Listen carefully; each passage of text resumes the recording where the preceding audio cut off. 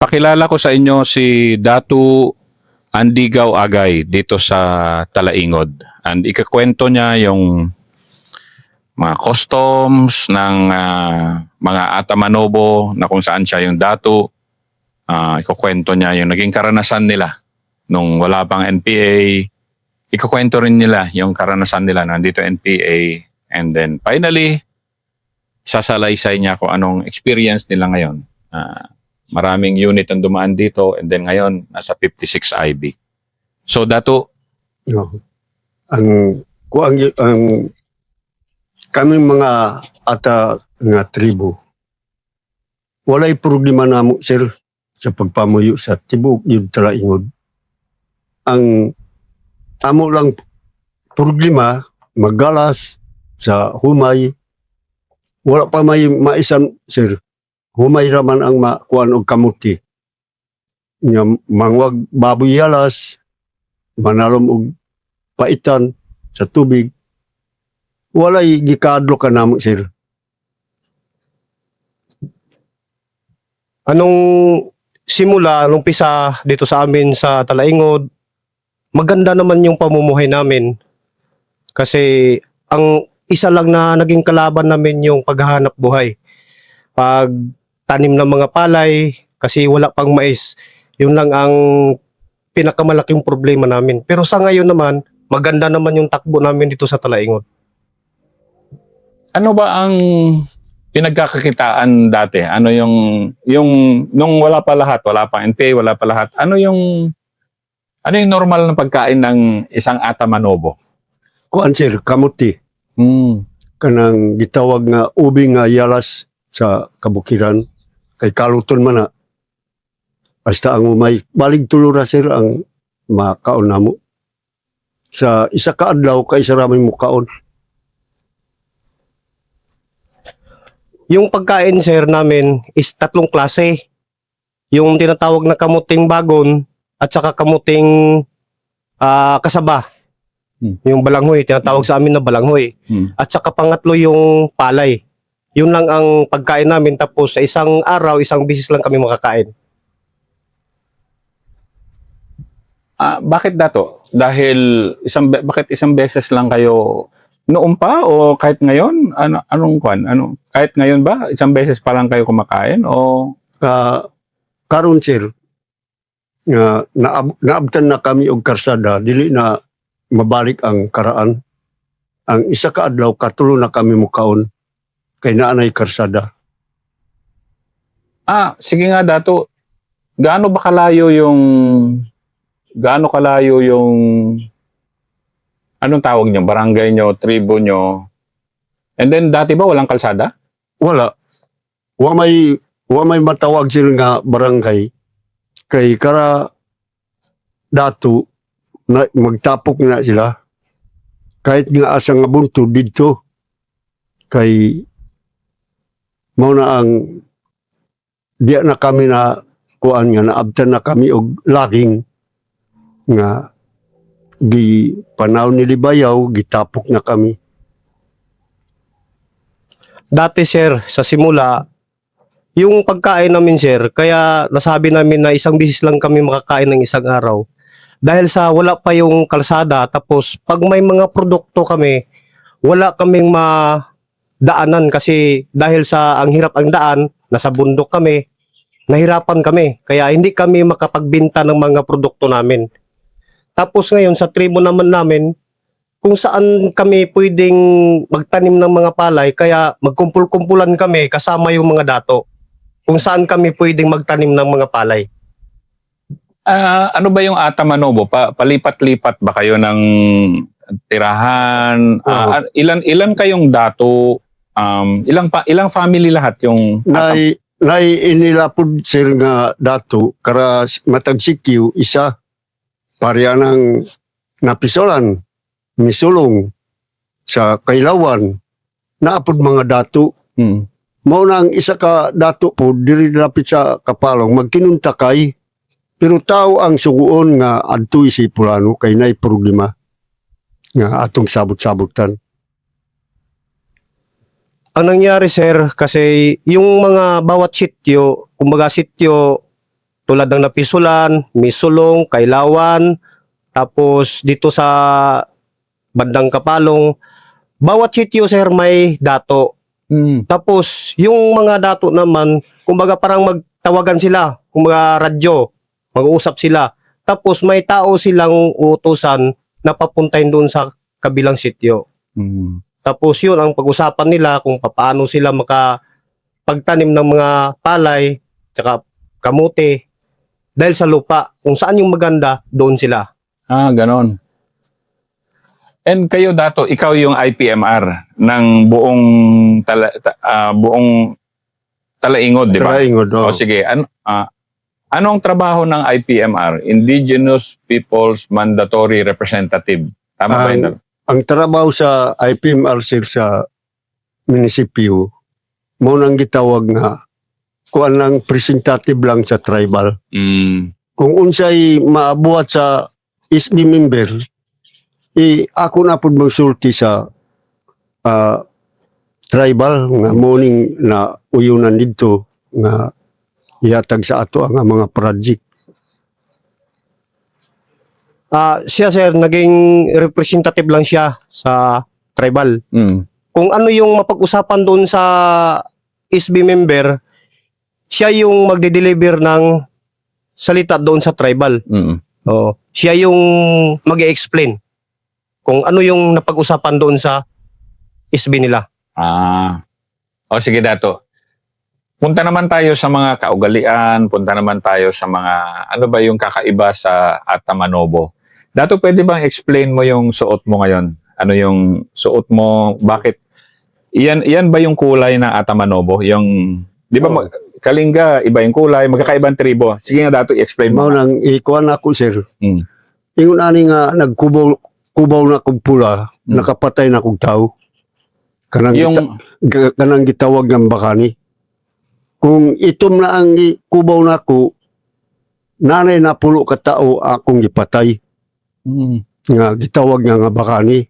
Karon kay nahulog man kong bakani sa kuan pa sa una, mo nang gikubo ko og pula. Nga bakani gid ko. Nga buo nga Talaingod.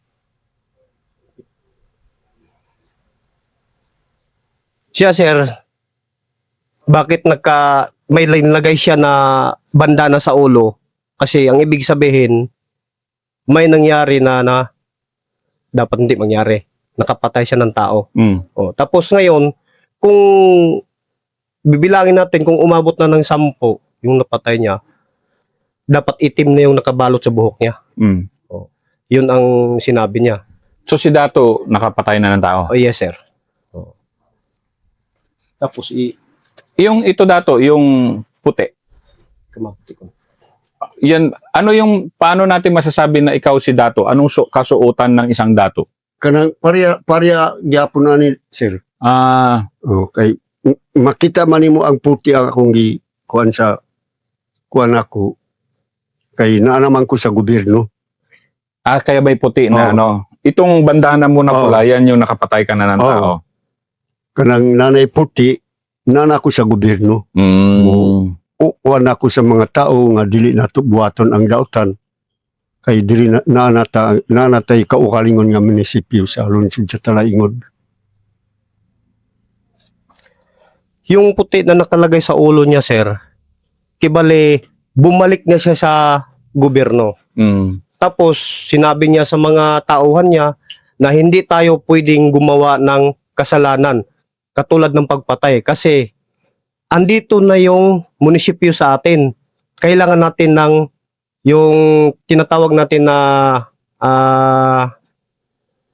yung tawag dito malinis na pag-uugali para masunod sa mga kabataan natin. Yun yung puti Dato na ano. Yun Dato, yung bag mo, may ano ba yan? Meron bang special na ano yan, na kahulugan? Morning special sir nga kaulukan yun uban sa pagka dato nako morning gisulob nila nga butanganan og mama tabako mo nang ibutang So may imama, may tabako yan.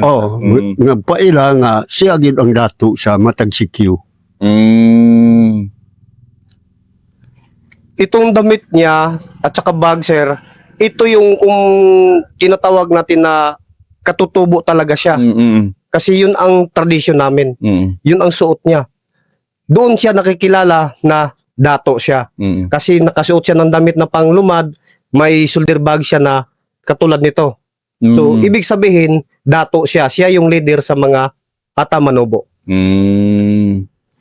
Dato, pwede bang ano nga natin, kasi maraming sundalo pumapasok dito, marami ring mga ibang mga government agencies. Pwede ba ikwento mo yung mga yung mga kakaibang mga customs ba na tradisyon ng Atamanobo para kung may pumasok man na sundalo sa lugar nyo, alam nila na ito pala yung mga kailangan. Yung mga do's and don'ts, mga bawal gawin, ganon. Ang kuan sir, pag pamuyo na mo sa lungsod sa Talaingod, pag abot sa 56, kuan na, bali tulo na nga bisis ang nakakuan diri sa amo nga pulos man gira ang ilang lakaw. Pero pag abot sa 56 sir, di pa kami na hawanan sa among kinabuhi nga guwapo adapon ani nga gobyerno kay nakatabang sa ato nga nakapayag sa ato. Mao na sir nga masig sa ako ang kaugalingon kanang natawag ko nga IPMR, nagtabang ko sa 56. Tabangan nato ang mga lumad, hugton gyud nato ang mga bakani kay mao nang kinabuhi sa tribu. Mao na sir nga limpyo gid ang Talaingod na anang 56 nga nalipay gid mi. Maraming pasalamat ni Dato kasi nung unang dumating dito ng mga IB, lahat na dumating parang hindi maganda. Pero nung dumating yung 56, lahat na maganda na proyekto na ibibigay nila sa mga tao. Tapos may mga livelihood na ibigay. Kaya yung mga sibilya naman, katulad sa mga ibang tao dun sa bundok, masaya sila. Kasi dumating yung 56, hindi man gulo yung binigay nila, kundi magpapasaya lang sa mga tao. Sige nga, punta nga tayo dato doon sa nung panahon na magulo, yung NPA. Ikwento mo nga yung paano pumasok yung NPA dito. Ito na kwento ng NPA sa Talaingod dito. Ang pagsulod sa NPA sir, dili man na armado ang muuna. NGO ang muuna. Hasta ang maguna kanang pastor. Pagkahuman og sulod ang pastor, naa na may mo-organize nga gobyerno daw, pero wala pa'y armado. Pagka okay na nimo nga okay na, mao nang masulod na ka nga pasabtong ka nga mauning maabot sa inyo. Sus, pagka abot sir, abutan na kag mga 3 ka bulan, nanay armado mo sulod. Na ikaw nga pariyani. Igo na lang kuwaon ang nakapirma diha nga ubanon sa paglakaw. Nung pumasok yung mga tao dati sir sa bundok, nagpakilala sila na maganda yung layunin nila. Tapos, pangalawa nung pumasok yung mga NGOs. Nagbigay sila ng magandang salita, pinapangakuan sila, pero hindi naman natupad. Hanggang sa may pumasok na naman na mag-organize sa mga tao. Hanggang sa nadala nila, pumasok, sumunod naman yung mga armado. Doon nagsimula, kaya naging magulo ang Talaingod dati. Sige Dato, gaano kagulo dati yung Talaingod? Anong taon yan nagsimula yung magulo yung Talaingod? Murag dugay-dugay sir kay 1980s, ganyan? Kay di man ko makasabot anang kuan. Kay pila na kabisis ang gobyerno nga ng puli-puli nga last yun nga nakahatag yun og kaayuan sa amo kining 56. Ang uban nga nakasulod dili na mo masabtan. Kay pulos man na panggira ang ila nga ambuson man sa MP ang sundalo kay dili man siguro unta magsulong ang sundalo kung dili ambuson man sa MP nga mao na ang kami ang mga tribo mamadlok mi nga masig-asa na mga kuan maadto kas kapalong buwan modagan-dagang ka dito man pud ang kalaban mo na ang maglisod mi niya karon nga nabuo gyud ang kinabuhi namo nga pag-abot na sa 56 murag wala na may gira wala na may ingon nga kuan muna si Dato Gibang nagsurrender hasta tong mga bata tanan surrender ang mga commander surrender. Dati nung pagpasok ng MPA dito, sir, ang nangyari, pag may mag-operate na sundalo, ginagawaan nila ng paraan para maambus nila. Kaya, ang Yung NPA. yes, sir, Mm. ambusin ng mga MPA yung mga sundalo. Para yung mga civilian naman, tatakbo sila sa malayo. Kasi kung saan sila mapunta, habulin nila. Para lang makunan nila ng makakasama nila, makakuha sila ng tao, makarecruit sila. Kaya ang nangyari, ang mga lumad, pagdating sa sundalo, pag maambos, hiwalay-hiwalay sila kasi natatakot sila. Ngayon, nung dumating yung 56, maganda yung takbo ng Talaingod. Kasi hindi gulo yung binigay sa mga tao. Kundi magbigay lang sila ng mga tulong, pinaintindi nila kung anong dapat gawin, na kailangan magsama-sama tayo sa isang lugar na katulad ng Talaingod na walang hindi magulo. Pero Dato, ano ba ibig sabihin ng bagani? Di ba sa inyo, sa tribo nyo may bagani. Ano ba yung bagani? Mao nang tribo namo sir nga natawag nga bakani. Mm. Nya gisigunda namo sa nanay gobyerno kanang sundalo, bakani gyapon ang tawag sa amo.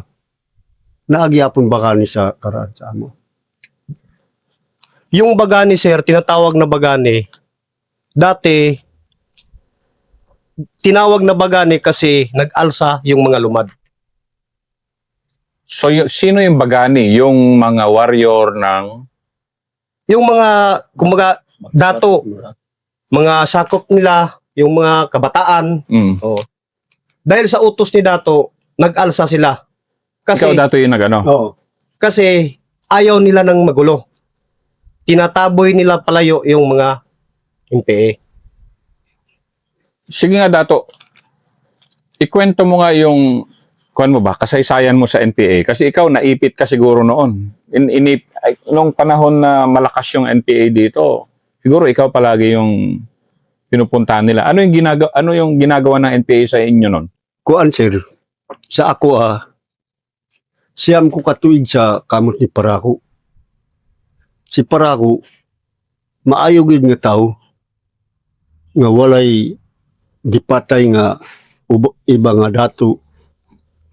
Ako, ang trabaho na nako sa gipatrabahon Parako, kung asa ang masaka saan sa MP dito, paadtuan sa ako nga usayon.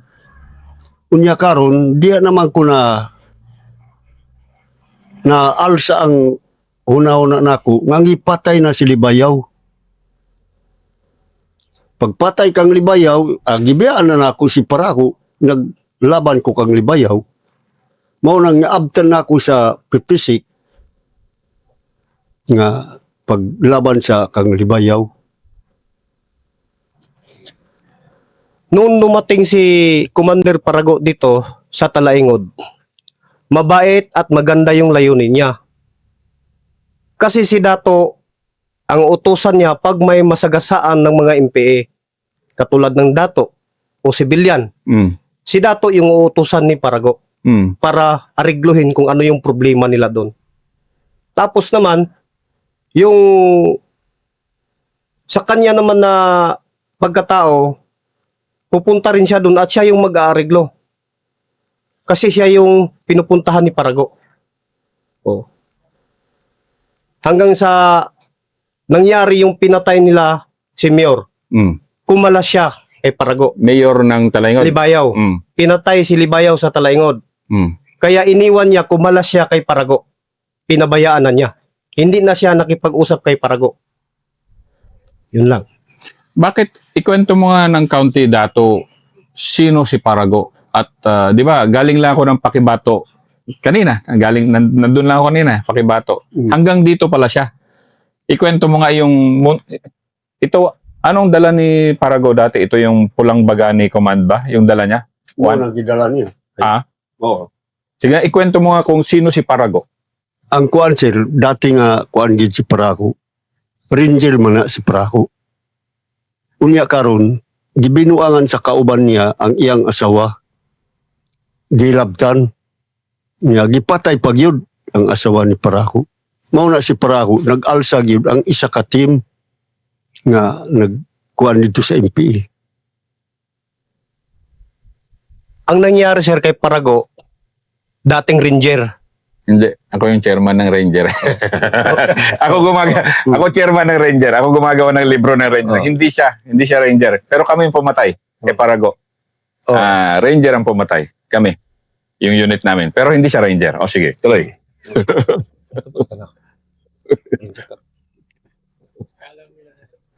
Ranger. Si Parago niya. Nangyari yun, sir, nung pinatay yung asawa niya. Oo. Kaya, nagbago yung isip niya, isang team na kasama niya, dinala niya doon sa kabila. Pumasok sila sa pagka-MPA. Siya yung naging leader nila, si Parago. Sige. Pero, nung kalakasan ni Parago dato, ano bang ginagawa niya rito? Kasi andyan lang si di ba? Andyan lang si Pakibato. Pupunta siya rito. Gumaganon-ganon siya rito. Kuan man na sir, ang intiro Kapalong og Talaingod og Pakibato, iyaman area Ni Parago. Parago. Mm. Maadtos Agusan, iya na. Kay way lain nga commander. Si Parago yun ang panagya ng area. Pero ang area yun ni Parago, ang Pakibato. Mm. Pero bakit siya bumabalik? Bakit niya kayo kailangan dito nun? Bakit nandito siya paikot-ikot sa inyo sa Talaingod? Kay siya man kuan diri sa amo sir, kay maayo man na nga commander. Nga nay nakapuli nga mga commander, gamay supyat patyon man ka. Pero si Parago dili. Unit gid siya. Tag 1,200 gud siya sa pagsulod sa amo Si Parago, sir, mabait. Kaya napunta siya dito sa Talaingod. Kasi kinuha niya ang Talaingod Kapalong dahil sa magandang ugali niya. Ayaw niya na may mga dato na masagasaan. Yung papatayin lang nila sa mga kasama niya. Kaya napunta siya dito. Naging bayani nyo ba si Parago dito? Mahulog nga pakigbayani kay paglubong sa kuan nangadto man midto. Kayo lahat dato, Oo. pumunta kayo. Oh, kay na may layason sa MPA nga magtambong ta dito kang Parago. Total, iko naman tambong kay naglubong naman. Di nangadto mi. Pagkamatay ni Parago, pumunta sila at nakipaglibing.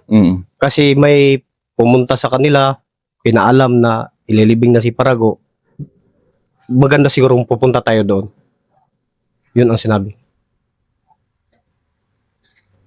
Ngayon dato, nung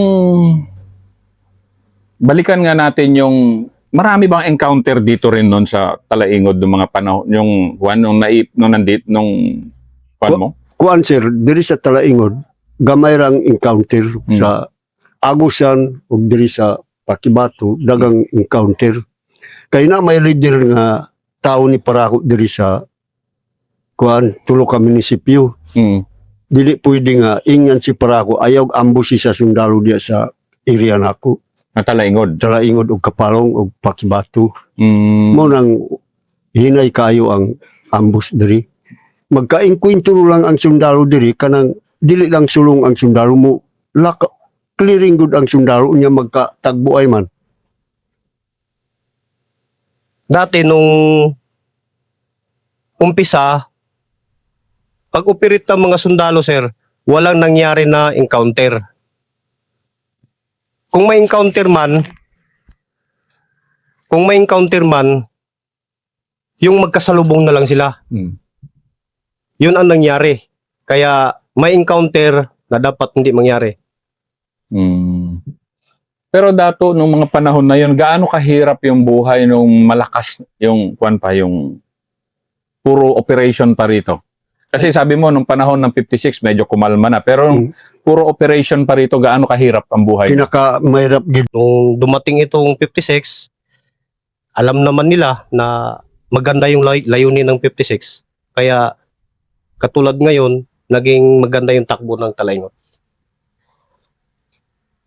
Marami ka ba dati dato ng mga katribo na sumali rin sa NPA? Kuang po, sir.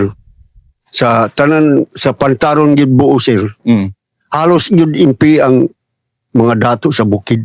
Mm. Sa pantaron gid sa boundary sa bukid nun, boundary sa Agusan. Mm. Dagang gid, sir, nakasulod. Kay gi adtuan man, wala may gobyerno dito. Mm. Ang gobyerno lang maadto dito sa pantaron, kanang sundalo. Pero kami, dili pa makasulod. Naarami diri.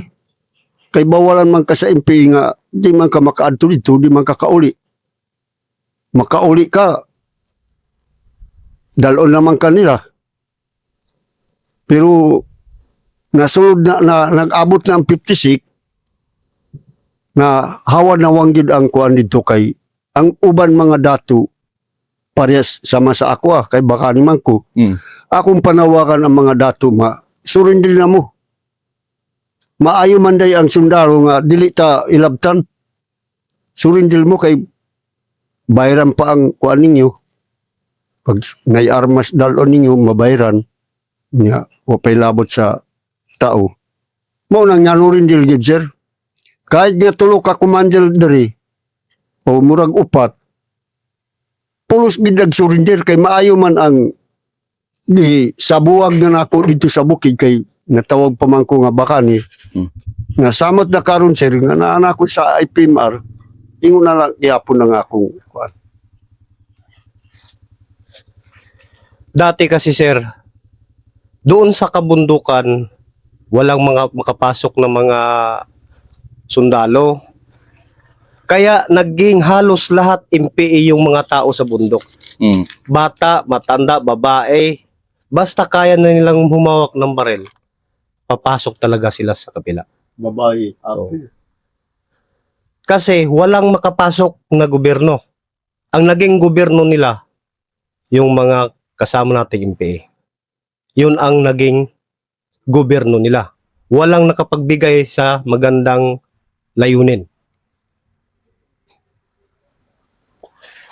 Na dato nung sige nga kasi 'di ba IPMR ka pero ilang dato yung kausap mo yung under sa ngayon nung panahon na yon ilang dato yung kausap mo? Kuan, sir, 46. Ganun kadami. Oo.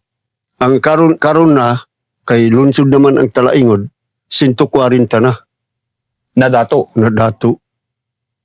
Na kada sitio may dato, kada barangay may Nay kara sikyo, sir.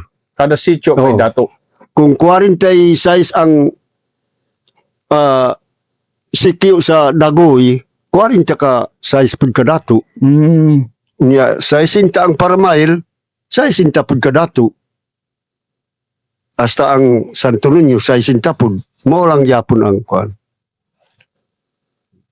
Kaya yung sinasabi mo na ganun noon, sample nga ng isang lugar na yung example paano mo ginawa yung isang lugar na nakakinausap mo dahil NPA na yung dato. Pero ikwento mo nga paano mo ginawa yun, paano mo nilapitan, paano mo kinumbinse, yan.